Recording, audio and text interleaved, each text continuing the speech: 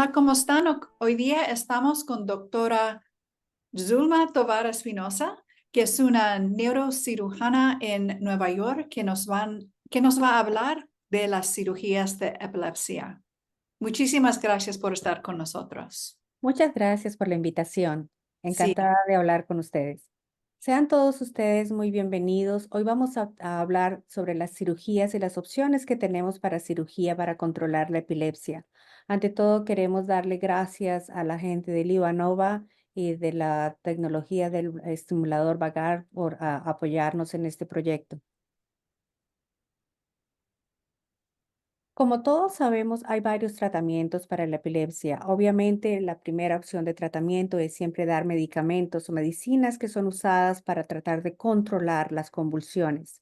Pero cuando las medicinas fallan, tenemos que empezar a pensar si hay una solución que sea quirúrgica o si no hay una solución quirúrgica, también hay otra opción que es tratar de manejar las convulsiones con dieta, lo que se llama la dieta ketogénica.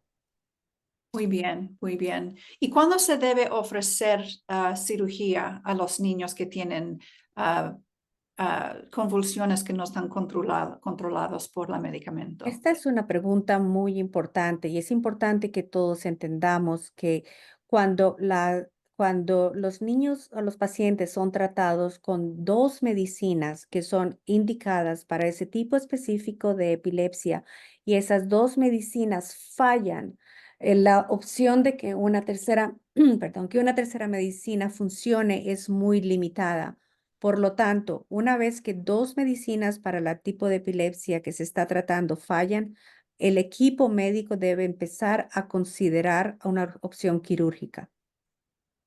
Esto es un gran problema porque me parece que hay muchos niños que están tomando 3, 4, 5, 6, 8, 9, 10 medicamentos antes que alguien le habla de la cirugía a los padres. Y por eso yo pienso que es muy importante educar no solamente a los neurólogos, y lamentablemente no todos los neurólogos son neurólogos pediatras, y la mayoría de los neurólogos son neurólogos generales. Y es importante también educar a las familias y a los padres. Por eso es que estamos haciendo esto, para que la gente entienda y aprenda que cuando dos medicinas fallan, el hecho de que una tercera medicina o cuarta o quinta o muchas veces sexta medicina funcione, la posibilidad es muy, muy remota. Y por lo tanto tenemos que empezar a considerar la cirugía. Como vemos, un primer medicamento puede funcionar en un 47%, un segundo medicamento en un 13% y después menos de un 5% va a responder al medicamentos. Quiere decir que después de dos medicamentos, los padres deben preguntar al neurólogo que por favor le mandan a un hospital que le pueden evaluar para ver si pueden tener cirugía. Absolutamente. Y Bueno. como digo, no quiere decir que necesariamente el paciente vaya a tener cirugía, pero todos debemos ofrecerle la oportunidad a los niños y a los pacientes de que tengan una evaluación completa. Y cirugía de epilepsia no es nada que haya que tener miedo. Hay demasiadas y muchas más opciones ahora de las que teníamos 10 o 15 años antes, que no necesariamente representan una cirugía grande. Ahora hay cirugías mínimamente invasivas, como vamos a ver en las próximas diapositivas, donde las opciones son mucho más accesibles y son menos invasivas y menos traumáticas para la paciente y para la familia. Y la verdad es que yo creo que muchas veces los padres no están pensando en qué va a pasar al niño si continúan con las convulsiones resistentes a los medicamentos. ¿Puedes hablar un poquito de qué pasa si el niño continúa con una vida de tener convulsiones día por día o mes por mes, para toda la vida? Lo que yo le explico a los padres es que el cerebro de un niño tiene que estar ocupado en crecer y en aprender. Si el Sí. cerebro está ocupado en tener convulsiones, no funciona y no descansa para tener esas oportunidades. Por lo tanto, empiezan a ver disfunción cerebral. donde el niño no tiene tiempo para aprender, donde no puede conectarse, no puede desarrollarse socialmente. eh, Sí, y por supuesto, entre más temprano las convulsiones comienzan, menos es el desarrollo de ese cerebro. Ese cerebro tampoco descansa. Estos niños no pueden dormir profundamente. Y a lo largo, el hecho de que el cerebro está convulsionando puede causar también daños físicos al cerebro, como que el cerebro se achica. Las capas del cerebro que tendrían que desarrollarse para aprender no evolucionan y se vuelven más finas. Y también la cirugía con el largo tiempo va a crear cicatrices dentro del cerebro que causan que las conexiones de las diferentes partes del cerebro no funcionen bien. Por lo tanto, el hecho por eso, y repito, cuando dos medicinas fallan, tenemos que empezar a considerar cuál es el siguiente paso. ¿Qué más podemos hacer para que este niño o esta niña que está convulsionando podamos quitarle la epilepsia y así tenga oportunidades de desarrollarse como una persona normal? Y Más importante que eso, perdóname que te cortes, sí, sí, esto es muy importante. No debemos olvidar que los niños también pueden morir. sí, muy, muy horrible, pero la verdad, Es una experiencia increíblemente traumática. Los niños que son resistentes, las epilepsias que son resistentes incrementan la posibilidad de muerte súbita a 10 veces más que que la población en general y que los pacientes que están bien tratados o que están controlados médicamente. qué miedo, qué horrible. Y si tienen la cirugía, ¿cómo cambia pues la posibilidad de muerte? Hay 83% menos de probabilidades de morir si podemos controlar la epilepsia con medicinas y con cirugía, cuando es la cirugía de tipo craneal y podemos determinar de dónde viene. Y 35 menos por ciento en los estudios que se han publicado con el uso del estimulador vagal. Oh, como un milagro. Ujú. Y después de 10 años, si no tienes cirugía, ¿qué son los chances de supervivencia? Pues tienes 89% de chances de sobrevivir solo con medicinas. Si utilizas la medicina más la estimulación del nervio vagal, si es indicado, sube a 92%. Y con las nuevas tecnologías, medicina más cirugía de epilepsia craneal, ese chance de supervivencia ah, se eleva a un 98%. Esos son números que son significativos y que todos debemos considerar. Sí, muy grandes, sí. Ok, vamos a hablar de las cirugías de epilepsia. Y este es el tema que a mí me encanta porque esto es lo que yo hago día a día. Sí, Y por eso quiero que ustedes lo aprendan también. La cirugía de epilepsia tiene muchísimas opciones ahora día. No solamente podemos eliminar lo que se llama resecar, eliminar la parte del cerebro que está causando la epilepsia.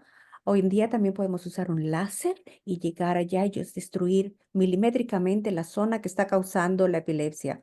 O podemos crear una desconexión, ya sea quirúrgica, o cirugía abierta o con el láser, pero no, ahora día con las nuevas tecnologías que se están desarrollando, también podemos insertar dentro del cerebro pequeños cablecitos que nos van a ayudar a modular determinadas partes del cerebro y en cierta forma pues inhiben que se expanda la onda de epilepsia. ah, ¿y cuáles son los objetivos de las cirugías? Yo sé, con mi hijo queríamos curarle de la cirugía, pero para él era una cirugía bien grande, pero también los padres pueden tener otros objetivos, ¿no?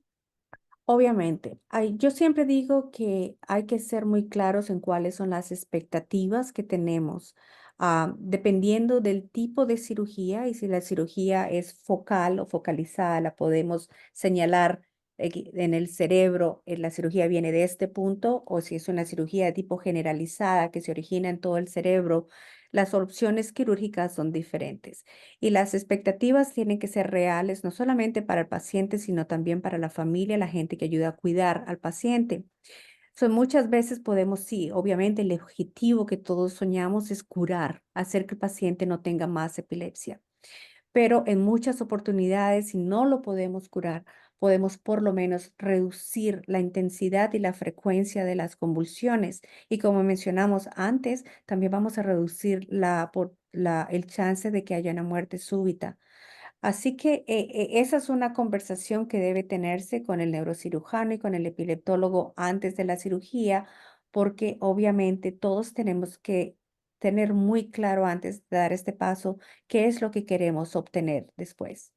Sí, diferente para cada familia, ¿no? Es diferente, pero en cualquier cosa que podamos mejorar la calidad de vida del paciente o de la familia es ganancia. Sí, sí, sí. Ok, vamos a hablar de cómo entran al cerebro los cirujanos. Bueno, a veces tenemos que hacer unas cirugías que son un poquito más grandes, que es lo que se llama craniotomía, donde tenemos que ir y remover una parte del cráneo para poder entrar al cerebro y operar en el cerebro. Eso es lo que hacemos los neurocirujanos. Muchas veces solamente podemos hacer cirugía, como ven en el medio, con un agujero un poquito más grande o luego con un agujero mucho más pequeño, que es lo que hacemos cuando hacemos cirugía de láser o de neuromodulación. Mm, Y aquí vemos, cuando hablamos de cirugía de resección, como dije antes, la cirugía de resección es muchas veces o es indicada cuando realmente podemos señalar, como ven ahí en las fotos, que, oh, esa es la parte del cerebro que me está causando el problema. Uno analiza como neurocirujano si puede ir simplemente resecar esa parte sin causar ningún daño o ninguna alteración funcional al paciente después de hacerlo. Y va y reseca esa parte. Y en estos casos, de que eso es lo que se llama la epilepsia focal, realmente la cirugía tiene un alto grado de éxito. sí, sí. ¿Y qué se puede resecar? Hay muchas cosas que se pueden resecar, ¿ok? Si tenemos una displasia cortical, ¿qué es una displasia cortical? Que simplemente significa que las láminas del cerebro están desorganizadas. Ah, O una esclerosis temporal mesial, que generalmente pasa en niños que tienen epilepsia por fiebres cuando son niños y que se repiten por mucho tiempo, hace que la parte del cerebro se haga más pequeña. Obviamente, niños que tienen tumores, ya sean benignos o malignos, uno va y los reseca y eso y reseca también el área que causa epilepsia.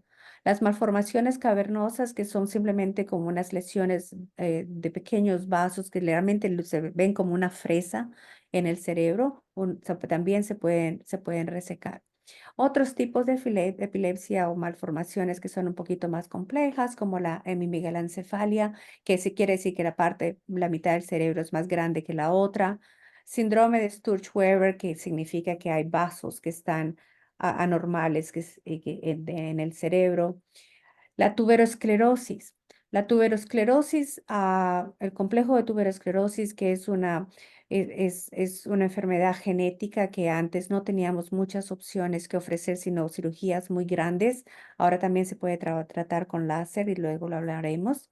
La encefalomalacia, que es condiciones que se ven también en niños, inclusive en niños prematuros los vemos mucho, que es una cicatrices que quedan en el cerebro por daños, ya sea por infartos cerebrales o por sangrados. Podemos ir y resecarlas. Y un foco no lesional como anomalías cerebrales que no se ven en la resonancia magnética, pero cuando hacemos la evaluación de epilepsia, si utilizamos otras tecnologías como el magnetoencefalógrafo o otras tecnologías de implantar electrodos profundos, podemos muchas veces identificar y podemos resecar esas zonas también. qué bueno, qué bueno.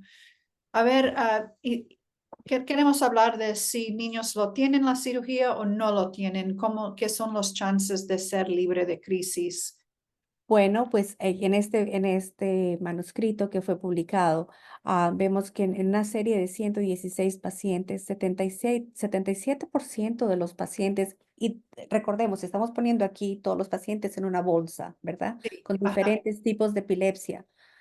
Pero 77% de los pacientes que tuvieron resección del foco epiléptico, así lo llamamos, tuvieron una mejoría impresionante, Sí, mientras que un 4% que fueron 59% de los pacientes ah, solo con medicina y sin operados no vieron esa mejoría 12 meses después. Así que esto es un papel, esta es una presentación muy importante porque nos permite ver de que inclusive cuando no están subclasificados, hay más de un tercio de posibilidades de que el paciente pueda mejorar con cirugía. Así que, por favor, hay que considerar esto. Nuestro trabajo es educar al paciente en cuáles son las diferentes opciones de tratamiento al paciente y a sus padres, a la familia. Estas son todas las opciones de tratamiento que tenemos y una vez que nos educamos, podemos decidir en equipo cuál es la mejor opción para el paciente que tenemos enfrente de nosotros. sí, sí, muy importante que los padres saben, que ven que los chances de no tener crisis continuando con la medicina es muy, muy bajo, muy, Es muy, demasiado bajo y casi cero, casi la cero. medicina sigue avanzando, la neurocirugía sigue avanzando a pasos agigantados. Ujú. Lo que yo les estoy hablando hoy de las diferentes opciones quirúrgicas no existía literalmente 12 años antes. Sí, sí. Sí. Ahora Y hablamos de la está. acción de láser. Sí, Sí, la ablación con láser, ah, nosotros empezamos a hacerla en el 2012 y tenemos la suerte de haber sido uno de los pioneros en usarla en cirugía de epilepsia, justamente porque antes no teníamos ninguna opción más que hacer la cirugía abierta. Y cuando la ablación con láser apareció, pues nos entusiasmamos muchísimo empezar a usarla para focos de epilepsia. ¿Y qué es la ablación con láser? Es así como lo ven en la foto. Uno identifica cuál es el foco epiléptico y hace un agujerito.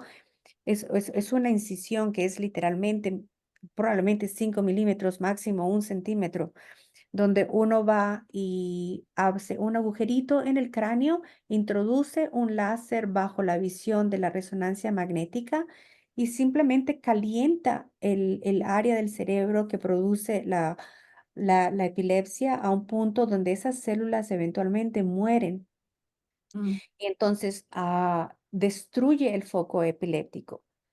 Como dije antes, no requiere extirpar, sino que esas células que sabemos que generan epilepsia simplemente mueren por calor. sí, interesante. Y es Y muy milimétrico. No se crean que es que se expande. No, es realmente un láser que como lo que nosotros llamamos microcirugía. La ablación es realmente milimétrica. pequeñito puedes ver que está muy, muy, muy pequeñito ahí. Sí. Ujú. ¿Y qué se puede ablacionar? Mismo casi como que hablamos antes, ¿no? Sí, lo mismo como antes, pero también podemos, por ejemplo, en casos de grandes displasias corticales, que son grandes áreas del cerebro que están desorganizadas, no solamente lo podemos ablacionar, pero muchas veces también con el láser los podemos desconectar. Sí, Recuerden, lo que queremos hacer siempre con la cirugía de epilepsia es que lo que te está generando epilepsia no se comunique con el resto del cerebro que está sano. Y eso es mm, lo que hace que pare la convulsión. Y otra indicación que es muy importante para el láser que se ha convertido en una indicación específica es el amartoma hipotalámico. El amartoma hipotalámico es un tumor que está literalmente en el centro de la cabeza, que genera unas convulsiones que son muy cómicas, porque realmente son convulsiones donde el niño o la niña lo que hacen es reírse. Y sí, muchas veces los padres no las identifican porque dicen, oh, pero si es que se está atacando a reír. mm, Y lo que no saben es que cuando se están pasando no hay contacto y son generalmente muy cortas. Se llaman convulsiones gelásticas y el tratamiento para este tipo de tumor es el láser. ¿Por qué? Porque la cirugía tiene la cirugía abierta tiene un alto riesgo porque obviamente ese tumor está en el centro de la cabeza. ah, Obviamente, otras indicaciones son la esclerosis, las indicaciones que mencioné antes. La tuberosclerosis también es otra de las características, otra de las cirugías bien importantes que las hemos transformado de ser cirugías muy grandes a solamente atacarlas ahora con el láser. Y se hacen cirugías que antes duraban niños hospitalizados semanas. para monitorear y para saber cuáles eran los tubérculos que eran más activos y generaban la epilepsia. Ahora simplemente los identificamos y ponemos el láser y los niños se van a casa en 2 días. Sí, a mi ¿Puedes amiga, creer? Es maravilloso. su hija regresó a la escuela 2 días después de Sí, tener el las. láser es maravilloso, no solamente porque ya, como mis hijos dicen, mamá, eso no parece una cirugía de verdad, parece una cirugía de mentiras, pero es igual una cirugía de cerebro. Y es que Sí, si la cirugía sigue avanzando a ser mínimamente invasiva, con la idea justamente también de que no haya disrupción de la vida del paciente, o que haya la mínima disrupción de la vida del paciente, pero también del círculo familiar. sí. Y aquí son los láseres, ¿no? Sí, esto es como se ve, esto es como lo hacemos. Es un montón de tecnología en el quirófano, pero es un montón de tecnología, como lo ven en el lado izquierdo de la diapositiva, para que vean como en el lado derecho se ve, es para introducir ese pequeño láser dentro de la cabeza en el lugar preciso donde queremos que actúe.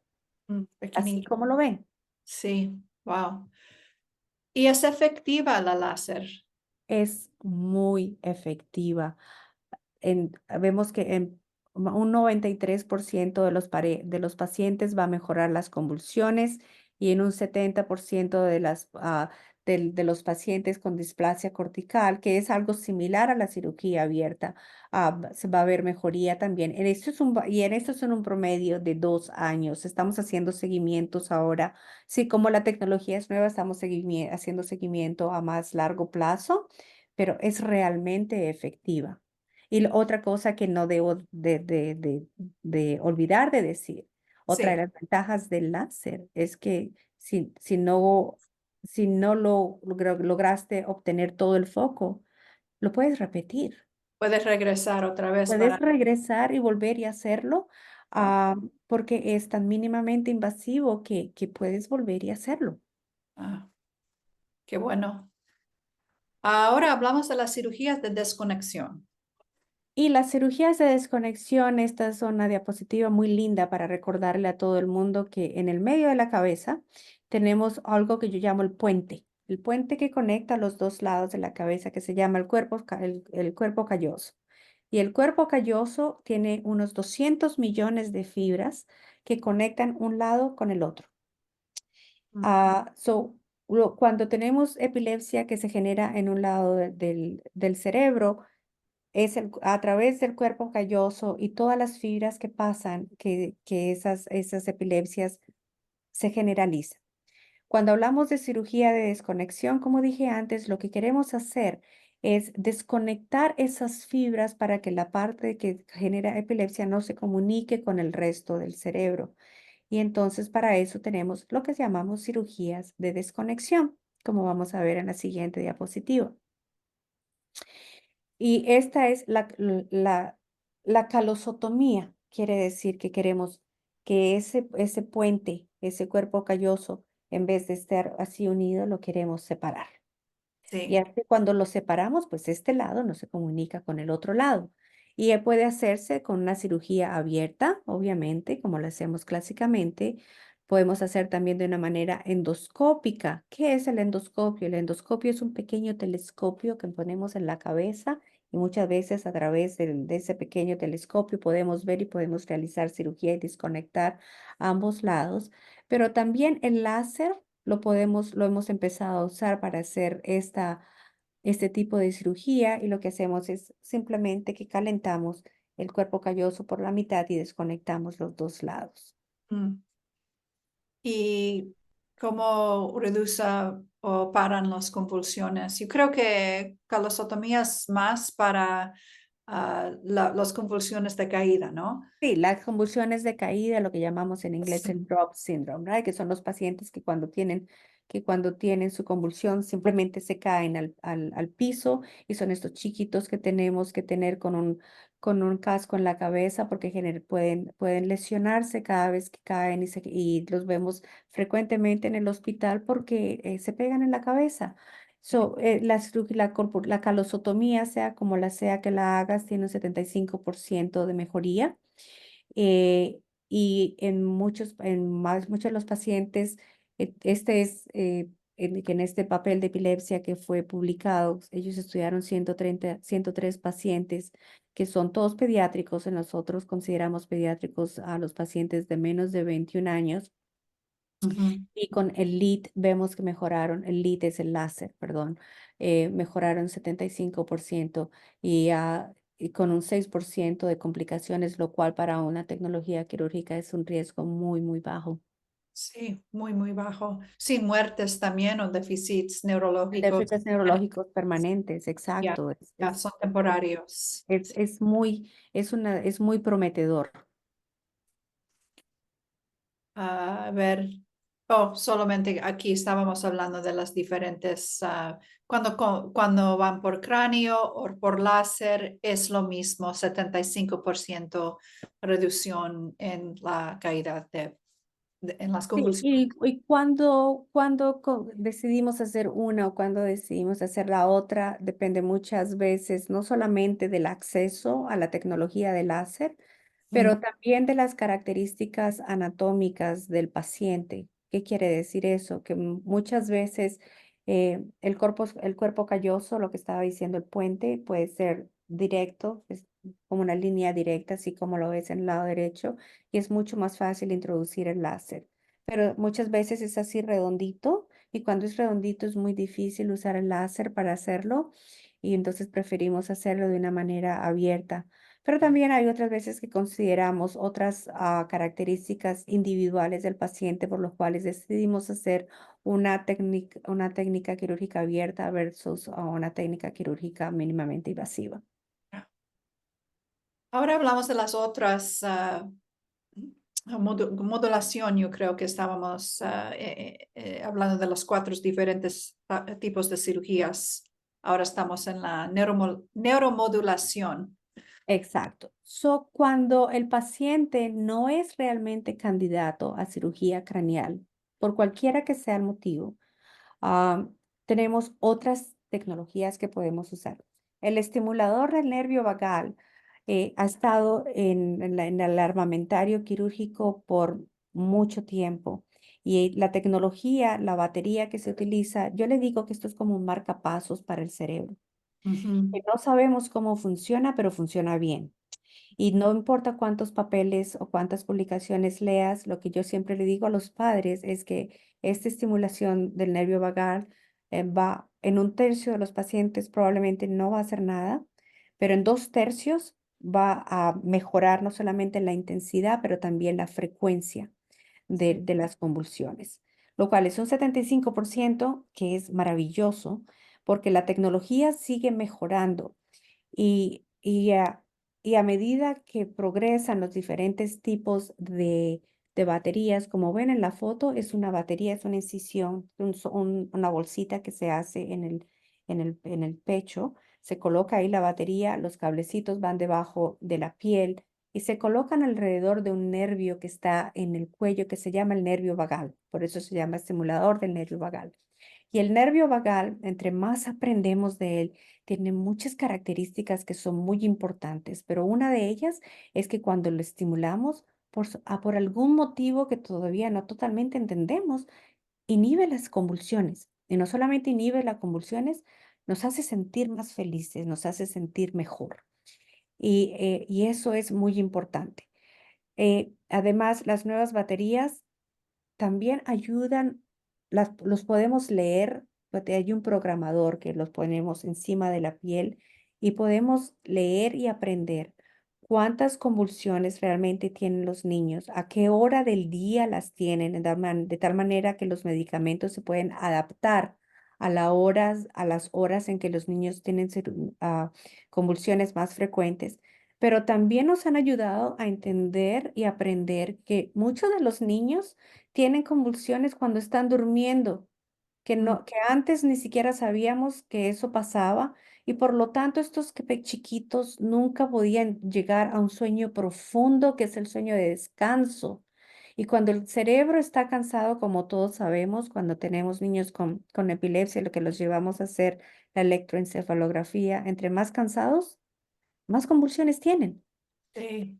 Así que sí, el estimulador vagal lo que hace es que cuando él detecta que la convulsión está apareciendo porque hay un incremento en el latido del corazón, se dispara e inhibe esa convulsión. Y créanme, el niño o la niña pueden dormir mejor y descansar.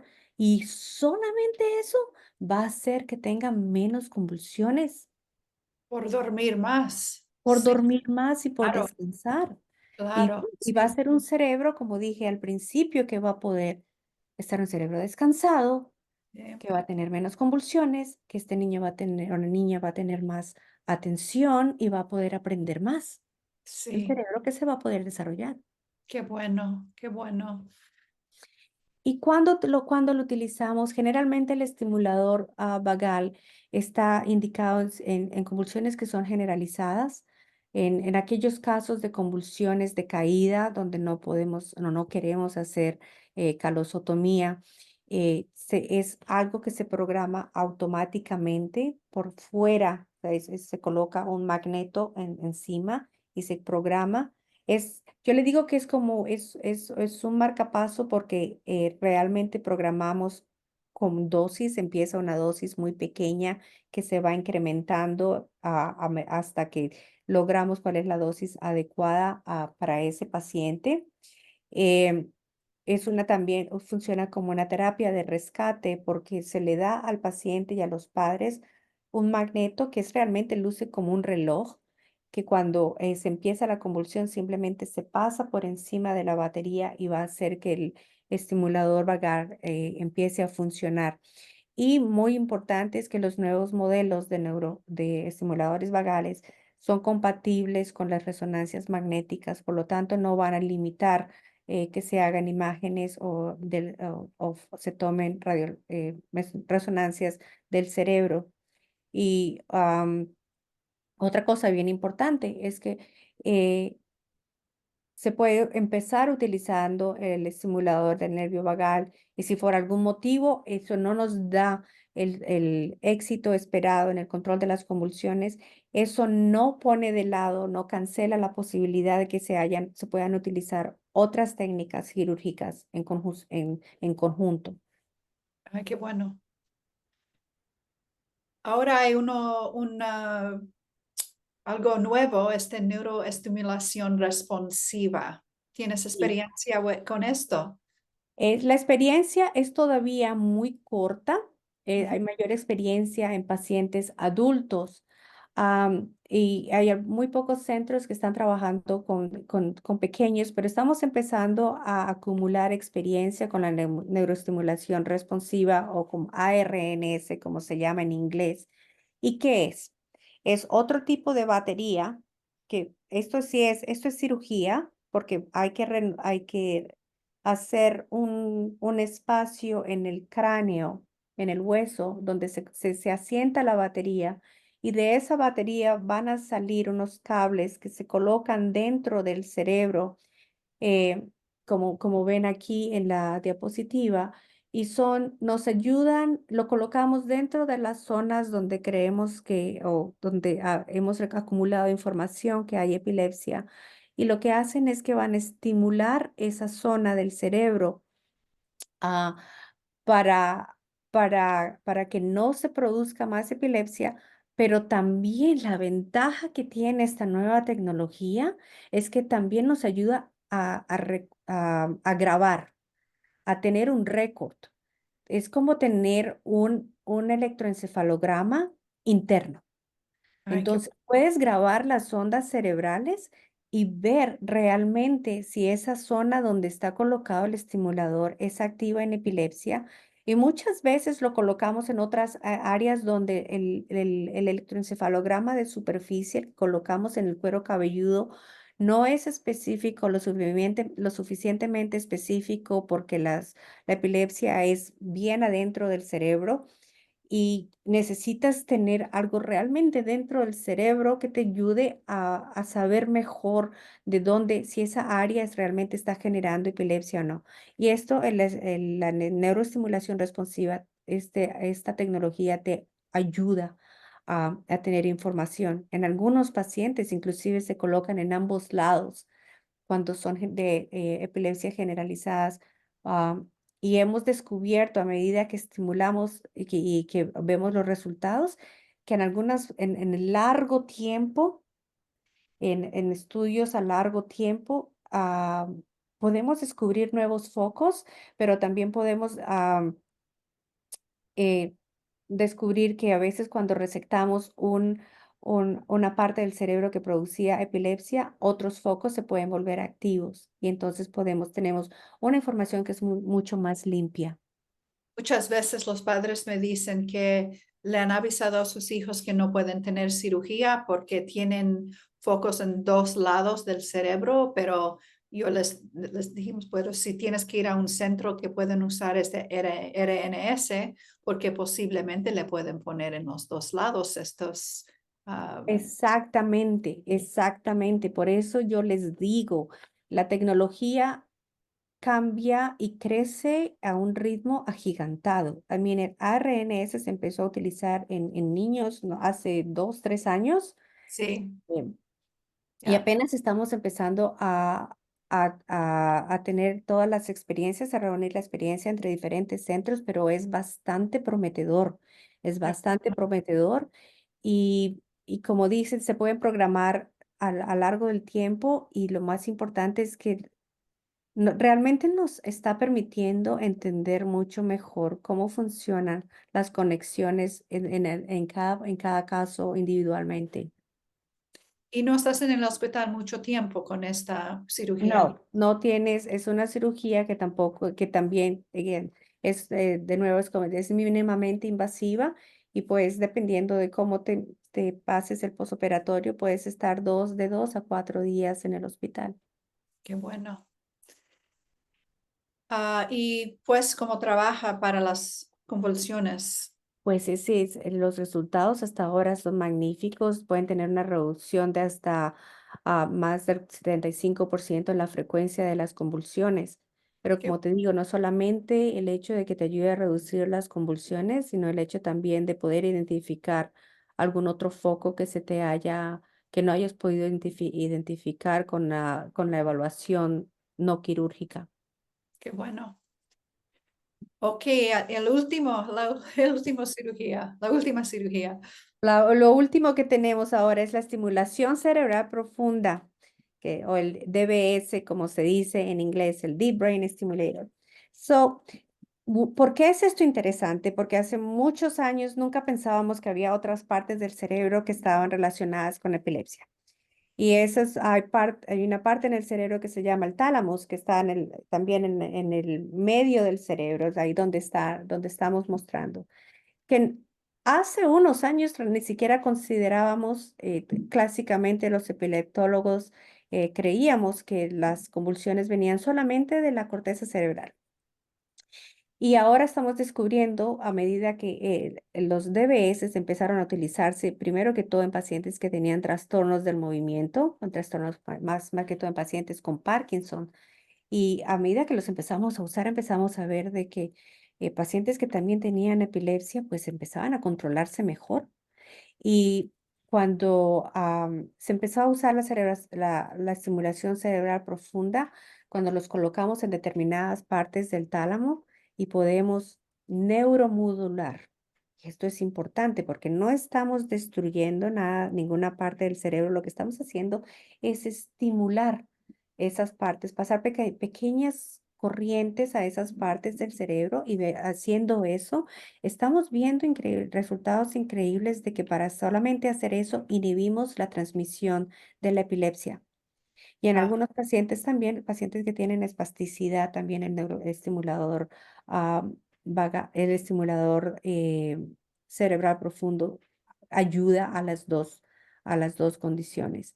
Y como lo ven ahí, es también una cirugía pequeña. Se hace un pequeño hueco en el cráneo, se introduce el estimulador, que realmente es como 1 milímetro de fino, se coloca en el área específica donde lo podemos colocar en el cerebro. Luego los cablecitos bajan debajo de la piel a una batería que va en el pecho, algo similar al estimulador vagal. Esta batería es un poquito más grande que la estimulador vagal, pero también se hace su bolsillito ahí para que esté tranquila y no moleste. Ay, qué bueno. Alguien me dijo que el tálamo es como el centro de trenes en una ciudad, que casi todos los mensajes del cerebro tienen que pasar por ese centro y eso es porque ponen este estimulador, pues los cables ahí para que los mensajes de las convulsiones no pueden pasar por el tren, lo paran en la estación del tren. Exactamente, yo le diría que es como lo que nosotros llamamos la alcabala. Ah. La alcabala de la policía, donde si usted quiere pasar, tiene que pagar.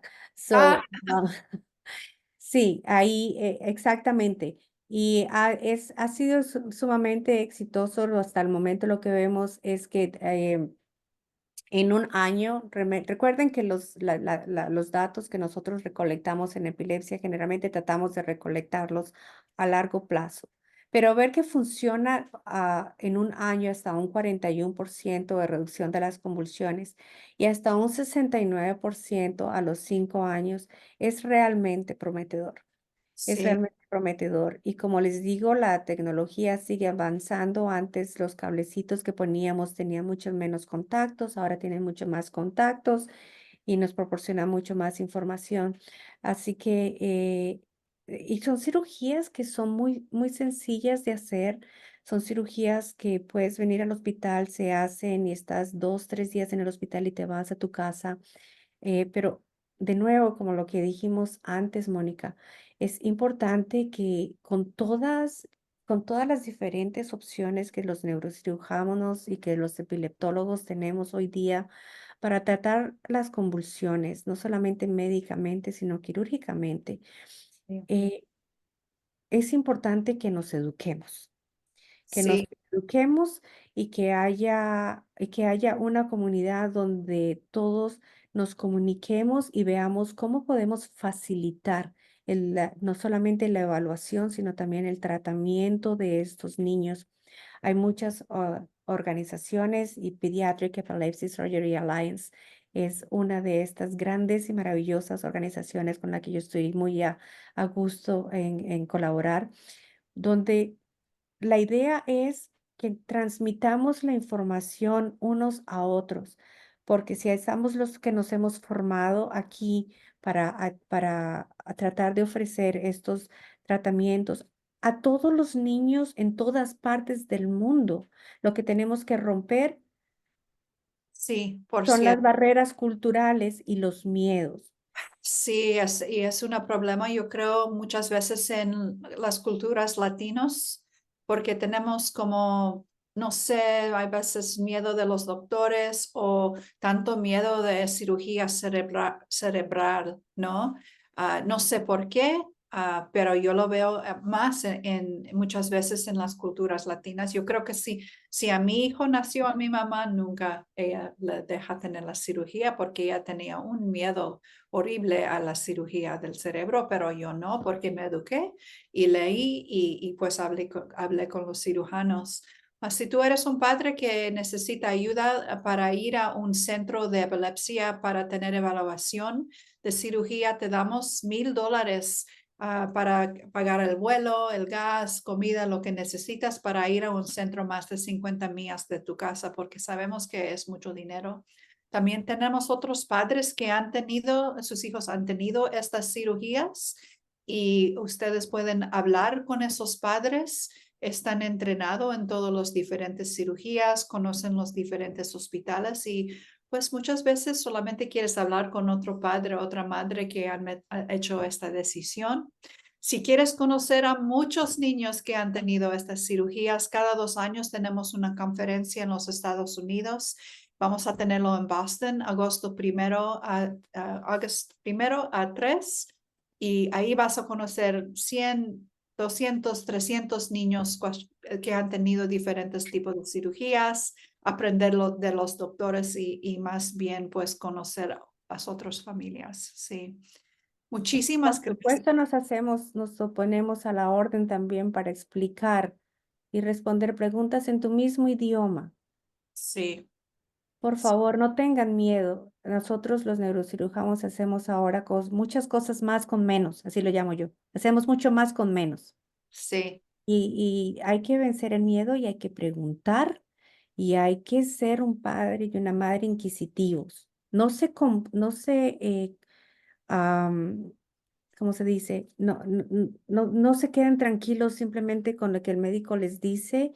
Pregunten, sean inquisitivos, sigan preguntando y utilicen esta oportunidad también para comunicarse con nosotros y para que podamos nosotros también orientarlos de la mejor manera. Para eso es que estamos aquí. Y muchas gracias, Mónica, por la oportunidad.